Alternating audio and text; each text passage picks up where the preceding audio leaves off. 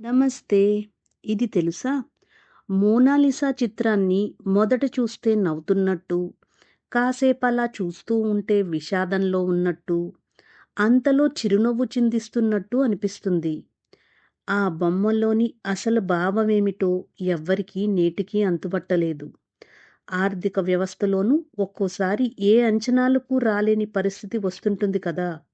ఆ పరిస్థితిని 'Mona Lisa effect' అంటారు ఆర్థిక శాస్త్రవేత్తలు.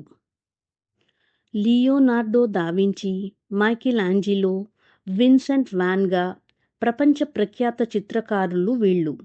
గమ్మత్తేమిటంటే ఈ ముగ్గురు ఎడం చేతివాటం ఉన్నవాళ్లే. సెప్టెంబర్ 16 ప్రపంచ సినిమా దినోత్సవం.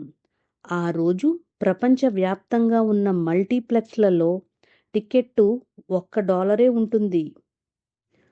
1939లో వాల్ట్ డిస్నీ వాళ్ళ snow white and seven dwarfs చిత్రానికి ఆస్కార్ అవార్డుని అందించారు.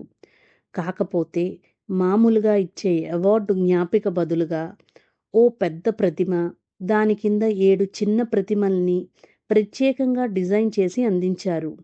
ఆస్కార్ ప్రతిమని ఓ చిత్రం కోసం అలా మార్చడం చాలా అరుదు. 1931 నాటి కాళిదాసుకి తొలి తమిళ టాకీ సినిమాగా గుర్తింపుంది.